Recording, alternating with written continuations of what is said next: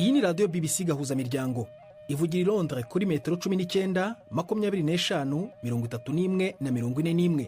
Ivugira ku mirongo ya FM mu karere k'ibiyaga bigari no kuri interineti kuri bbcgahuza.com.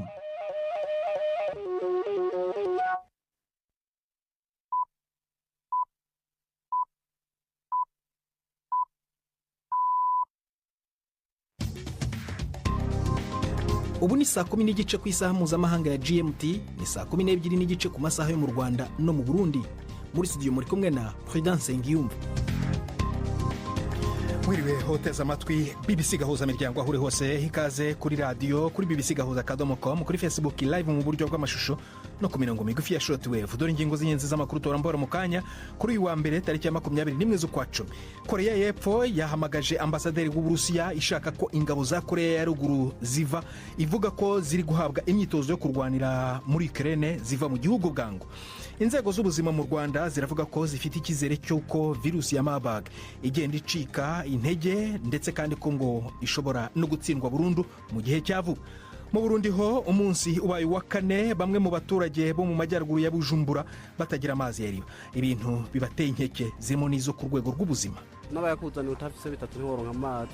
Twaje kuvoma kuko aho tuba byase kweri byananiranye. Umwanda ni mwinshi kuko ata amazi turonka. Guteka turiko turavoma nk'ayanyu urabona ko ari ibara. Turafise ubwoba cyane. Ntiwibagirwe rero n'imikino nk'uko bisanzwe buri wa mbere.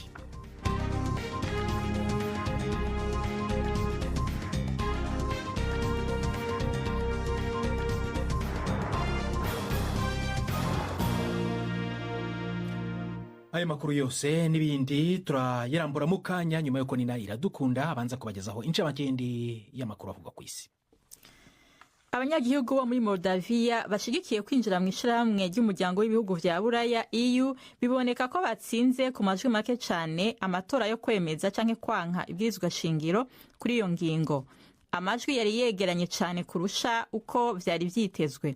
Umukuru w'igihugu ashigikiye kwinjira mu muryango wa Buraya Maia Sandu yavuze ko abamushigikiye batsinze urugamba rwa mbere rugoye ruzogena akazoza k'igihugu, inyuma yaho abategetsi muri Moldavia bagirije Uburusiya kuba inyuma y'igikorwa kinini cyo kugura amajwi.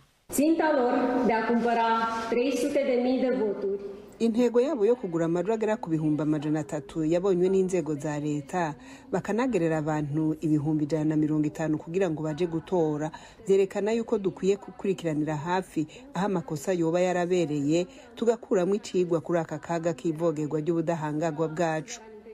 Ikibabaje ni uko ubutungane bwacu butakoze ibikwiye mu kuburizamwo ubusuma na ruswa mu matora. Aha rero tubwirizwa guca umurongo, tugakosora ibitagenze neza, tukanahakura icigwa.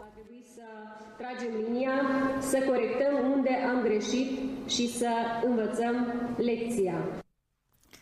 Igipolisi ca Israel cavuze ko casambuye urufatane rw'igendereza rwakorera Iran harimo ku ikambi ya gisirikare yagabwe k'igitero ca drone haraheze indwi kikica abasirikare 4. Igipolisi cavuze ko abanya-Israel 7 bose bari bagize urwo rufatane bafashwe. Intego zabo zari ibibanza by'amasoko ntanganguvu n'ibigo vya gisirikare.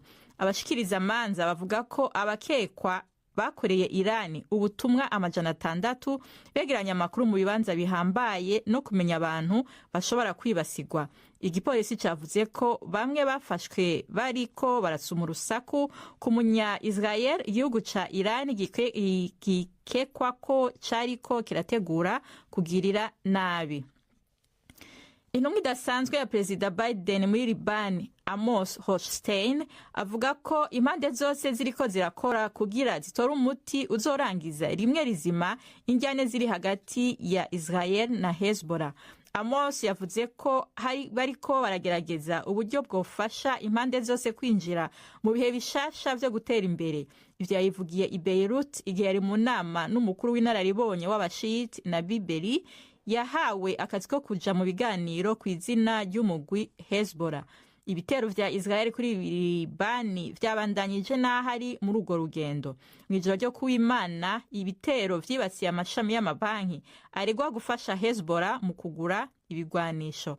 Mu kiganiro n'abanyamakuru, umuvugizi wa leta wa Israel David Mensa yavuze ko intumbero yari yo guhagarika ko amahera menshi ashikira uwo mugwi. Muri iri joro ibigo mirongo bitangirwamwo amategeko ya gisirikare n'ibibanza Hezbollah ibikamwo amafaranga vyatewe.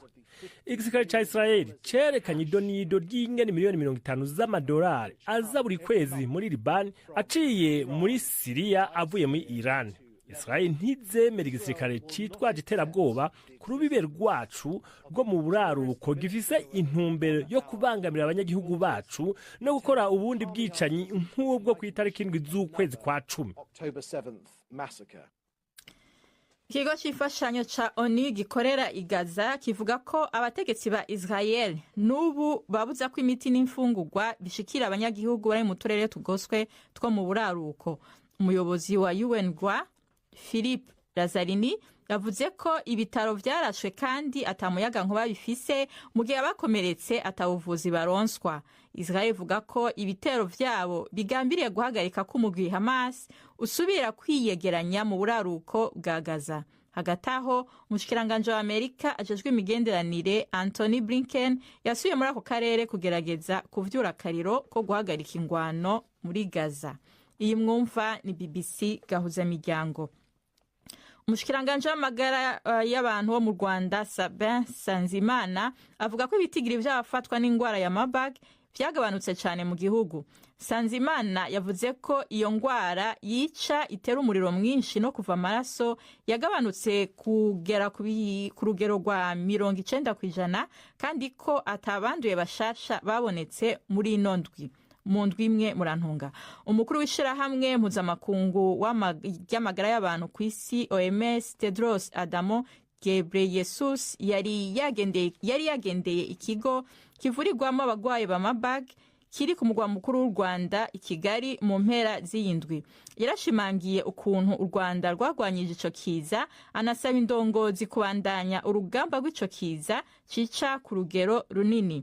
Abantu 62 nibo bemejwe ko banduye iyo ngwara na 15 bapfuye mu Rwanda kuva ku kwezi guheze. Urakoze Nina, iradukunda kuri ayo makuru ya BBC. Arambuye tuhere ku mugabane wa Aziya. Korea y'Epfo yampamagaje ambasaderi w'Uburusiya ishaka ko ingabo za Korea ya Ruguru ivuga ko ziri guhabwa imyitozo yo kurwanira muri Ukraine ziva mu gihugu bwangu. Korea y'Epfo yamyishinja iya Ruguru guha Uburusiya intwaro zo gukoresha mu ntambara bwagabye kuri Ukraine, ariko ivuga ko ubu noneho ibintu uko bimeze byarenze gutanga ibikoresho bya gisirikare. Bimwe mu binyamakuru byo muri Korea y'Epfo biravuga ko abasirikare bagera ku 12,000 ba Korea ya Ruguru byitezwe ko bazagabwa muri Ukraine. Umunyamabanga wa OTAN Mark Rutte yavuze ko kuba ingabo za Pyongyang zagabwa kurwanira Uburusiya byaba ari ikintu gikomeye gikaza intambara. Inkuru ya Shaima Harire uri gukurikirana ibintu muri Tokyo muragezwaho na Primindi ku magenge. Mu mubonano w'ubuserukira Uburusiya Georgi Zinoviev icegera c'umushikiranganje wa Korea jejwe imigenderanire Kim Hong Kyun yiyamirije ivyuko Korea ya Ruguru irungika ingabo mu Burusiya, aca agabisha yuko igihugu ciwe kizosubiza n'ingingo zose zibonetse. Zinoviev yavuze yuko gufashanya hagati y'Uburusiya na Korea ya Ruguru biri mu bitegekanywa n'amategeko mpuzamakungu, ariko uwaserukira igihugu ciwe ntiyemeje ibivugwa yuko Korea ya Ruguru yarungitse ingabo gufasha urugamba iz'Uburusiya. Kundwi heze urwego rw'igendereza rwa Korea y'Epfo rwavuze yuko abasirikare bashika 1,500 ba Korea ya Ruguru barimwo abo mu ngabo zidasanzwe baja bamaze gushika mu Burusiya. Korea ya Ruguru ntaco irabivugako. Uburusiya na Korea ya Ruguru vyarakomeje ugufashanya inyuma y'aho abategetsi bavyo Vladimir Putin na Kim Jong Un bemereje amasezerano y'urunani mu vyerekeye umutekano mu kwezi kwa gatandatu. Amasezerano avuga yuko ibihugu vyompi bizofashanya hagize kimwe giterwa. Ubuyapani na leta zunze ubumwe za Amerika navyo nyene vyariyamirije ugukomera ko gufashanya hagati y'Uburusiya na Korea ya Ruguru. Bamwe mu bahinga mu kwihweza ibijanye no kwivuna abansi babwiye BBC ko kwisuka kwa Korea ya Ruguru mu ntambara y'Uburusiya na Ukraine gushobora gutuma ibintu bigorana gusumba, kandi ko gushobora gutuma hinjiramwo ibindi bihugu vyinshi. tujye mu karere Bujumbura mu Burundi aho uyu munsi ubaye uwa kane nta mazi agera mu gice cyo mu majyaruguru y'umujyi wa Bujumbura. Nyine ni ikibazo giterwa n'umuyoboro ujyana amazi muri icyo gice wangiritse hagati y'amazone ya Ngagara na Buyenzi. Kugeza ubu rero ibikorwa byo gusubiza ibintu mu buryo biracyakomeje. Ubu bamwe muri utwo turere bari gukoresha amazi yo mu migezi. Mu kanya gashize navuganye na mugenzi wacu Gildas Yuhundi Mpundu wanyarukiye hamwe na hamwe mu hari icyo kibazo, ntangira mubaza uko yasanze byifashe.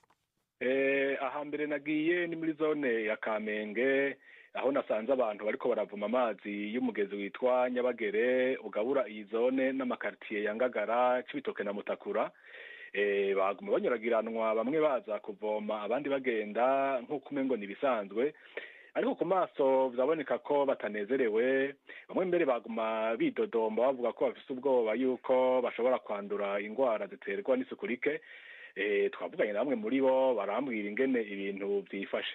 Nayo koza ivyombo, bamwe baroza ivyombo babibona nyene n'ingorane mutama, ahubwo nibarabe babirabe ingene vyogenda kwe. Natwe ntitubibona neza amazi n'amazi tukironka tunywa, abantu natwe bwe turabakene ntituronka amara yo kugura bijya bicupa binini byo gutekesha. Nta nima woronka kugira yaronka ibido, kugira ironka udatanze 3,000 ntiworonka amazi.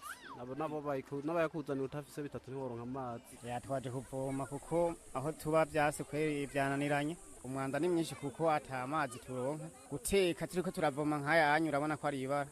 Turafise ubwoba cyane kuko ikintu cyose urabona umonye gikoreshwa n'amazi. Habwo ni ngorane nyene dusaba nyene abajeje intwaro bagihagurukira ico kibazo gaturo nk'ukuntu turonka amazi. Jida, abo ni abaturage bamwe mwavuganye, none abadafite umwonga cyangwa uruzi hafi yabo bo babigenza gute? Nkuko nabibonye abafise uburyo bwo kwiyunguruza usanga bashize amabido mu miduga yabo bajabuka ahitwa za Gatunguru, abandi baja za Bwiza, za Nyakabiga na za Buyenzi baja gusaba ya mazi bakoresha. Ariko uretse abo hari abandi muri Ngagara quartier y'indwi hasanzwe hari amazi aduzwa avuye mu kuzimu, ivyo bamwe bita forage mu Gifaransa. Amazi yubatswe n'ishirahamwe ryitwa Amazi Water. Aha rero nahasanze abantu isinzi nkumbure baba barenga 300 bakoranye baje kuvoma. Rero kubera ubwishi bwabo hari abavuga ko bari bahashitse mu bucagucagu ariko ko gushika isaha 10 z'umugoroba batari bwaronka amazi. Jida, ibintu rero bimeze nk'ibitoroshye ukurikije uko aba baturage bavuga? Biragoye na cyane kubijanye n'isuku. Nk'ahantu hahurira abantu benshi ntivyoroshe namba. Uyu ni mugore akorera mu isoko rya Kamenge twahuye yari yuzuye agahinda, ni mu mwumvirize.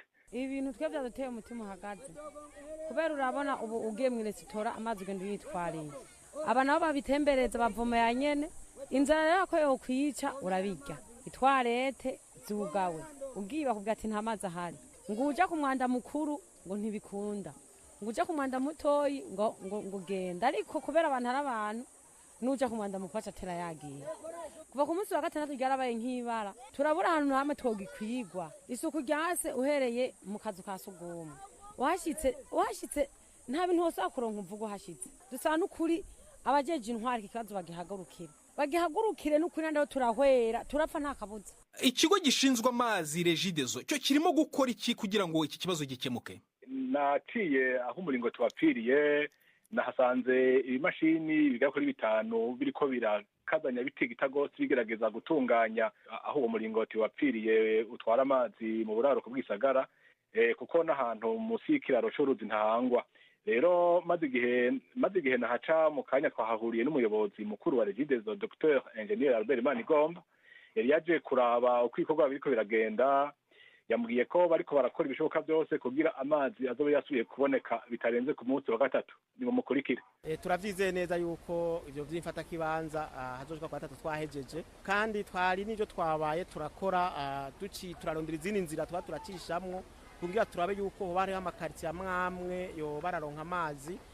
Twagize ubuhinga turakatisha amazi amwe tuyacisha harifo muri quartier industrielle, aho ubu amakartier yepfo no kuvuga za industrielle za Mutakura, za Cibitoke yepfo na Ngagara yepfo, kubandanya na Kinama yepfo, ndibaza n'igice ca Carama kirashobora gutangwa kuronka amazi mu none mwanya uri kuraza hari n'amaze kuyaronka bamaze kubitubwira ubwo n'ubuhinga tuko turakoresha mugabo hari ya ruguru hari makarita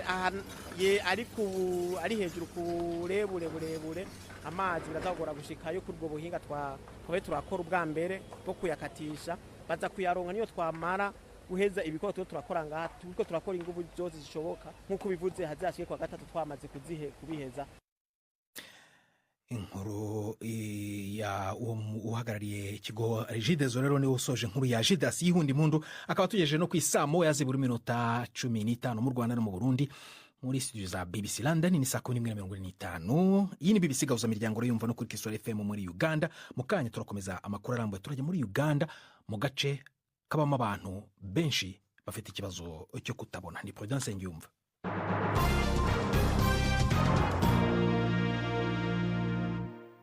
Reka ariko duhere mu Rwanda aho inzego z'ubuzima zivuga ko zifite icyizere cy'uko virusi ya Marburg igenda icika intege ndetse ishobora no gutsindwa burundu mu gihe cya vuba. Hagati aho ishami ry'umuryango w'abibumbye ryita ku buzima OMS ryo riravuga ko bidakwiye gushyiraho inzitizi ku ngendo n'ibikorwa by'ubucuruzi kubera ko u Rwanda ngo rwerekanye ko rushoboye guhangana n'iki cyorezo. Umuyobozi wa OMS Tedros Adhanom Ghebreyesus wari mu ruzinduko mu Rwanda yavuze ko gukumira ingendo ku baturuka mu Rwanda byadindiza ubukungu bwarwo kandi ruri mu nzira yo guhashya indwara. Inkuru ya Jean Claude Mwambutsa mu murwa mukuru Kigali.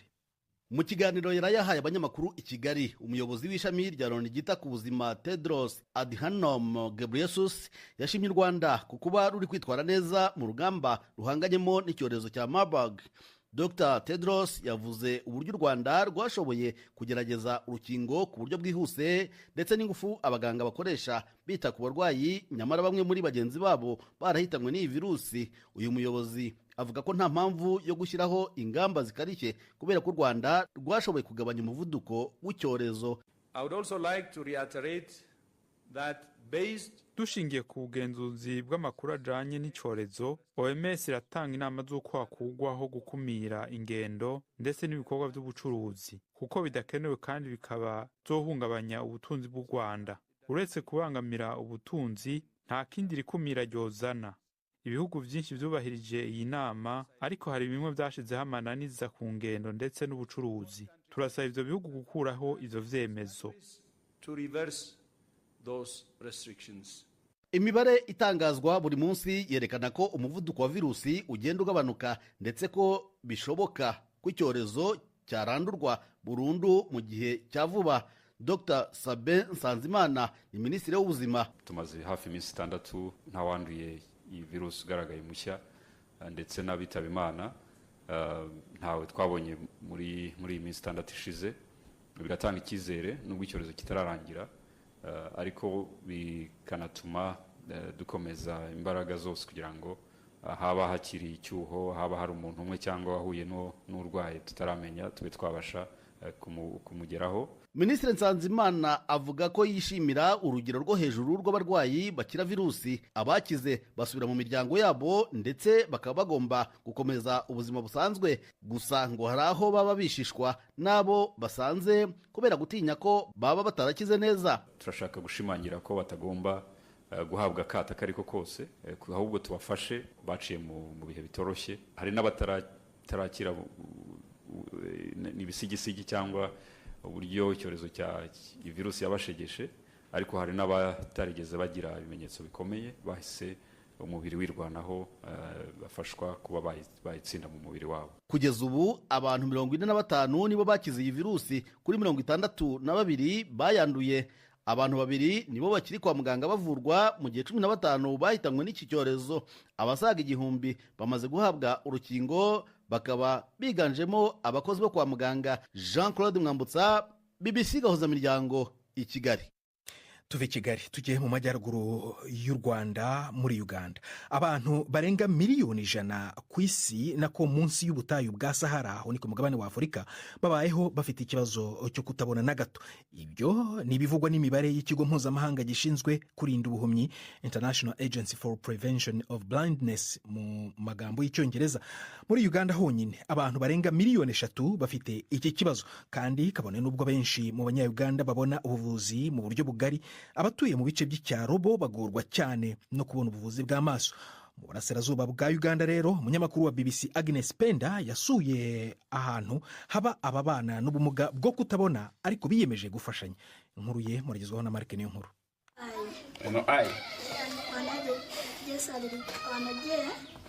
Yicaye ku gatebe imbere y'inzu yiwe, Moses Mugabe w'imyaka 53 ariko yigisha abana biwe ingene basoma inyandiko y'abatabona Braille mu Gifaransa. Wayo maso g'omutonzi okumwebaza senga Imana nkayishima ku mpano y'ubuzima yampaye.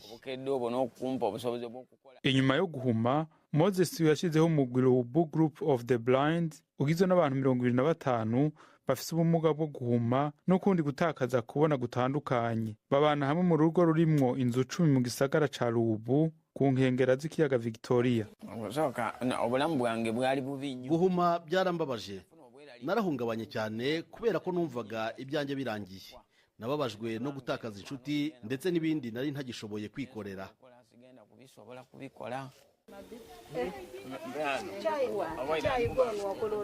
Uwo mugwi wagendana ubumuga bwo kutabona urahura rimwe mu ndwi uganira ibibazo nyamukuru biberekeye. Nti tuliwo mu bwegayisi nga twasobola okutandikawo. Twatangije itsinda Rubu ry'abatabona nyuma yo kubona ko umujyi waduhezaga kuko tutabona.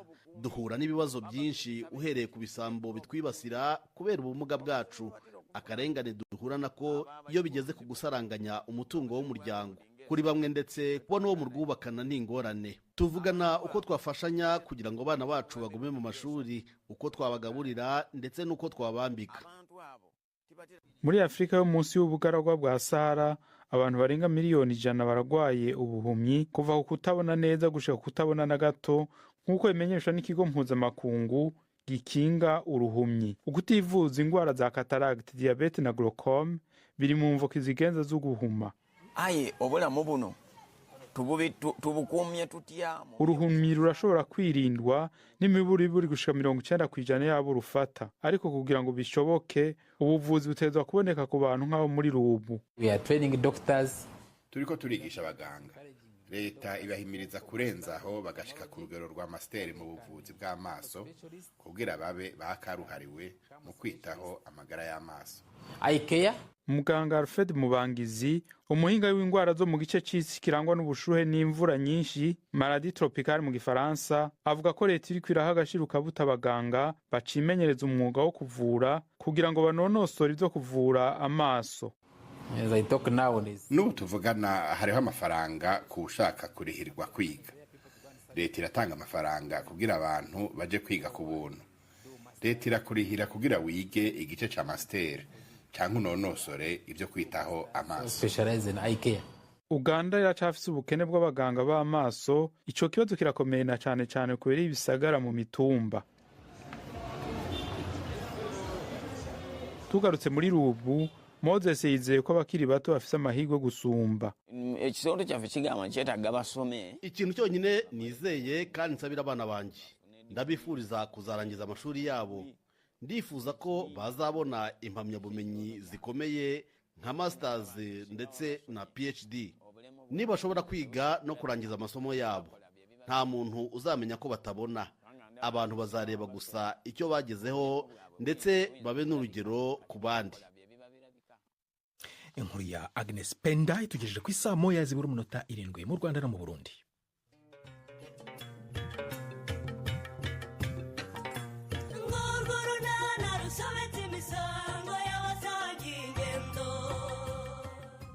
Mu kiganiro nacyo kuri wa kabiri twabateguriye ugiye kumvugisha suka banza gukenguza. Vuga buhora ahubwo. Ni ibiki? Ndebera ahubwo niba nta bantu bashobora kutwumva. Ntaboda, ndabona bose bahugiye mu kazi. Pascal se wari hehe? Ngira ngo ajyanye n'abandi bayede kuvoma amazi. Okay.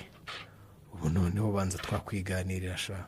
hari ikibazo se nyine ni 12:45 kuri BBC. isango nejo rero hano kuri BBC gahuza miryango. Reka tugume i Kigali. Ijambo de Ive Bucyana mu mikino. Imikino kuri BBC gahuza miryango. Mwereho neza mwese abateze amatwi BBC. Amakuru y'imikino aribanda ku isiganwa mpuzamahanga ry'amamodoka mu Rwanda.